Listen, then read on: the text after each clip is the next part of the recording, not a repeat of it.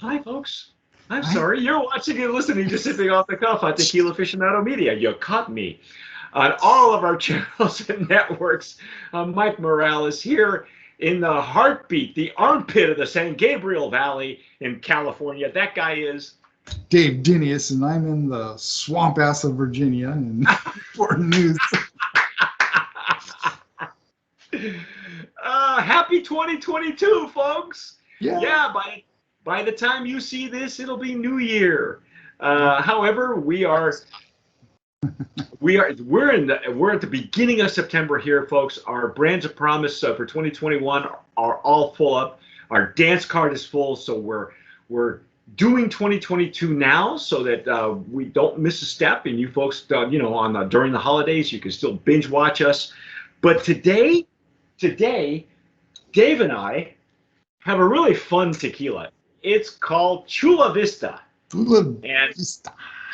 Apparently, it's named after a market. I'm not sure if the market's in Mexico. I would imagine it is, but I know a lot of people think Chula Vista is San Diego. There's a town in San Diego known as Chula Vista, and it is. It just means beautiful sight, beautiful view. We nominated it for Brand of Promise and packaging. We love the packaging. It's got the papel picado on it, which is what this festive banners, the colored banners you see, usually during holidays. But there are even distilleries that put them out for the turistas. It's just fun. It's really uplifting. It's a beautiful sight. It is. If you look at our Instagram, we have pictures where you see a lot of papel picado, and either they're taken on the streets of Oaxaca, or they're taken in Guadalajara someplace, or even in a restaurant. I have a set. They're hard to find, by the way, because you can only get those at certain Mexican markets. And mine some of them are made of paper, so they're adverse to the elements. I have a set of plastic ones, so they will last me forever. I just have never placed them anywhere. Wow, how do you get yours to pop like that? Mine never popped. That, see? Yeah, you can. Yeah, I know. I got good. But anyway, as you can see, it's kind of fun. It's got this has, what color piggy bank do you have? I got a purple one. You got a purple one. These are so cute. They're piggy banks, folks. Okay, and we'll read you the story. If you didn't see the Blanco review, I read the story of what Chula Vista was all about. This is a Reposado, and I'm going to pour mine in the Glencairn. Now, I will tell you that the Repo looks a little darker in the bottle. Could be because of it's a see-through bottle, but this is actually really pale. It's a pale Reposado, so yeah. It's the big aging. No, which leads me to believe that when we read you the story and the maker, the distillery, are very much into the traditional method of making tequila, and they will use a brick oven, a stone brick oven, and an autoclave. They have facility for both. But very few brands come out of there. Maybe a handful. Maybe, like, what did I count? 12, 15? I think there's official count is around 17. There you go. So not even 20. And the distillery is they are agave growers, so they do own their own agave as well. And I knew that from when we tasted La Tarea. For those of you who have seen that video, go check it out on our YouTube channel. La Tarea was the first one that we had from this distillery, and we have been blessed by these folks, the United Beverages, who made that happen and gave us just about their entire portfolio, and I would say 75% of what comes out of that distillery. Just about. Oh, this nice. This got the nice legs and tears. Yeah, that's pretty. Wasn't quite seeing that on the Blanco, but the Reposado's coming up nice. Yeah. Boy, it's behaving like it's a lot older, huh? I mean, like it's been aged longer than what it is, and I hope they'll tell us how long it's been aged. I'm not sure. I don't know. I've got a spec sheet here from United, but I'm not sure they're going to tell us how long it's aged. I'm going to go with 3 to 6 months in a probably a used barrel because this is really light. Yeah, I'm sure it's in a used barrel for sure, just because how light it is.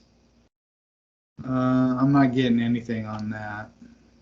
All right, well I'll take a look at the spec sheet in a second, but I'm really enjoying the legs and tears. It's actually behaving like it's been aged a lot longer than what it really has been. And so again, distillery is legit. It's not a big maquiladora at all. Oh, hello. Nice bright reposado. Yeah, you get more of the wood notes, and I'd say, you know what? The lime zest I was getting at the beginning has now turned into like an orange blossom. Sure, I can get that. Yeah, and I think it's because of the wood. I think it's whatever barrel they're aging it in.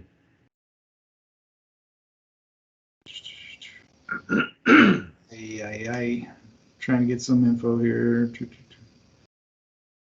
Now it's got a little bit more. I'm detecting more alcohol than what we did in the Blanco. The Blanco had virtually no alcohol. I'm in the center. I'm getting a little bit more. Nothing off. Bad. No, it's like it's not really detectable. It's just very light. Yeah, I mean, you really got to dig in to get the alcohol, which is really funny. Yeah, it's becoming. It's like changed into like an orange. I'm getting some of the wood notes. I wouldn't. Would you call this spicy wood notes, or would you call it more like a? I think I'm getting spicy wood notes there. Okay. It could be because the Blanco was kind of had a lot of zip to it, you know. Yeah, so yeah. It could be that we're getting some of that in the Reposado here. Well, you know, with the information that we have on the story behind the distillery, they're going for old school because that's where this guy comes from. And so I would say that in the old school, since I know that they grow their own agave, they want to present the quality of their agaves. So very much like G4, right? Yeah. Like Felipe Camarena, he's going to use. He just wants to round out the edges and still give you agave, which I'm okay with that. None wrong with that. Love that. You know, there are very reputable small to medium-sized distilleries that are still making it the old school way. G4 is not the end-all be-all. Ocho is not the end-all be-all. You've got to be able to be open-minded enough to try some of these other brands that maybe they're down at the bottom of the shelf and they're not top shelf. That's okay. Look at the bottom because some of the real gems are at the bottom of the shelf. Look at the pretty packaging. Yeah. I mean, that's kind of why I think they designed it that way, right? Oh, that's a pretty bottle. I'm going to reach for that. And then you find out that, wow, there's some depth and quality to this. I say we dive in. What do you think? Let's go ahead. Let's dive in.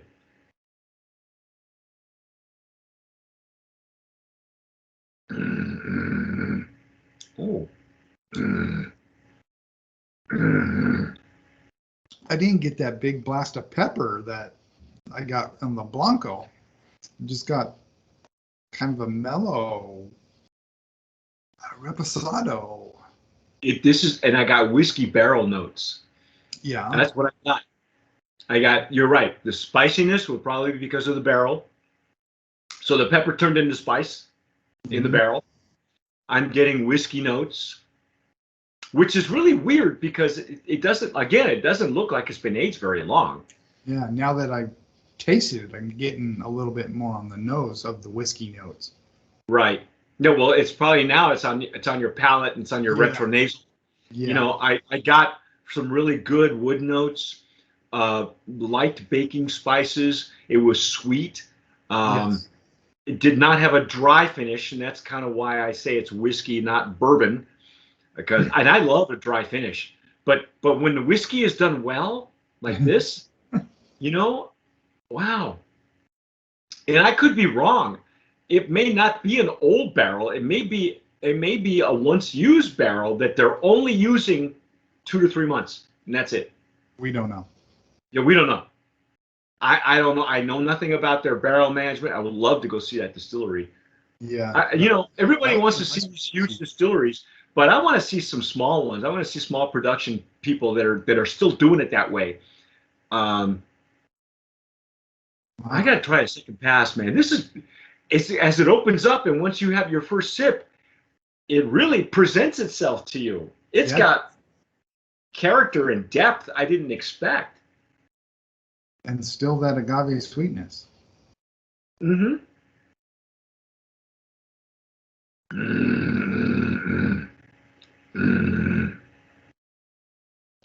Wow, this is really, really tasty.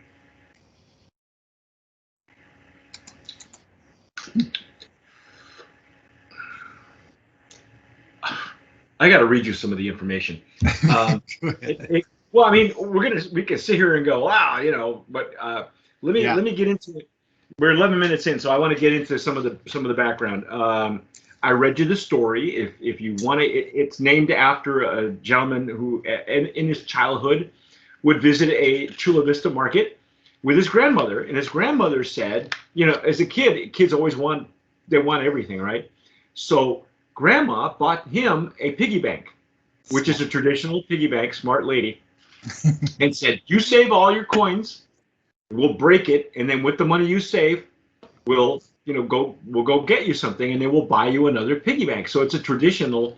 That's why you see the piggy bank, and you see the festive papel picado, which probably is around the market. I mean, if you're gonna go shopping, you may as well be happy shopping, right? Some people play Muzak. When there's no Muzak, you put papel picado. They're not telling us. Let's see.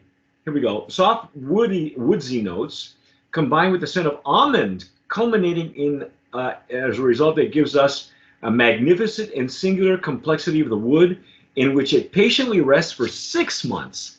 Okay, so 6 months.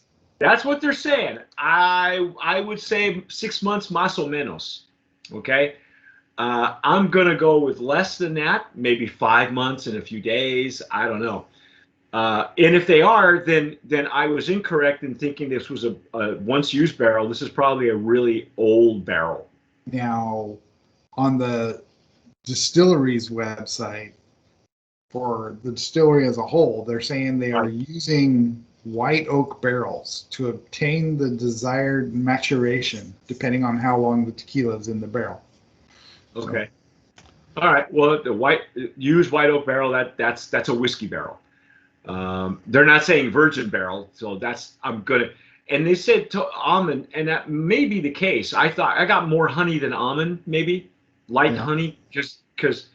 But the baking spices were there. It wasn't like hot cinnamon though. Sometimes we'll get. It was actually much lighter than that. It was nice. Yeah, it's very like you were saying. Yeah, it's very much old school. It's very much in the G4 realm, I think. And it's got a lovely nose too. Spend time with it, folks, because I mean, you might want to put it in a traditional cantarito or margarita or Paloma. I think it would stand up to all of those. Yeah, you could.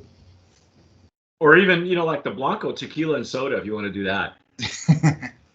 But I love this nose. It's really fragrant. It is. It is a very nice nose. And right at the beginning, like I said, the lime zest turned into orange. It's like an orange blossom. It's not like a heavy orange, like an orange jelly or a marmalade or anything like that. It's not that deep. It was much lighter. Just nice, light, refreshing. Yeah, and there's a little wood there, but it's nice. This is really good. I'm really impressed. Holy cow! What do we have for a price point? Did you say? Price point is just a couple bucks more than the Blanco, so we're mid-30s, $35, $34. Wow, that's legit quality right there and value for 35. You can drink this all day, man. And well, I mean, the funny thing is, I know some places might use it as their well tequila. Maybe it's too expensive for a well, but I wouldn't. I couldn't see that being in a well. Just Yeah, me neither. Well, yeah, the quality, being that the quality is there, the quality, definitely. I say it's great for festive occasions. I mean, you could take this simple bottle and take it to a party or Christmas party for those of you who just had one, or a New Year's party or whatever else is coming up, because we're in 2022 now when you're seeing this. But I say this is a great gift, man. Wow. Yeah. Brandon Promise nominee. Here we go. That's in the Reposado category for 2022, folks. That's our take on Chula Vista. If you've had it and you're watching us on YouTube, let us know what you're doing with it. Let us know where you get it. Let us know what you're paying for it. If you're using it in cocktails, what would you use it in? Write us a comment. Tell us. Yeah. By the way, like this video because it does help us on the algorithm. Subscribe. You can follow Dave on his Instagram, on his Facebook. You follow us on Facebook, Instagram, Pinterest. Don't forget Pinterest. This would be beautiful on Pinterest, huh? Probably. But, yeah. Hey, yeah. I bet it's probably already doing gangbusters on Pinterest right now. But that's our take on Chula Vista Tequila Reposado. I'm Mike Morales here in Southern California. That guy out there is Dave Dinius in Newport News, Virginia. You have been watching and listening to Sipping Off the Cuff on Tequila Aficionado Media, all of our channels and networks. Happy New Year, folks. Happy 2022. Even though for us it's still 2021 and we're sweltering hot, but wherever you are, hopefully we'll bring you a little cheer with some Chula Vista. And whatever you do, tomar sabiamente. Sip wisely.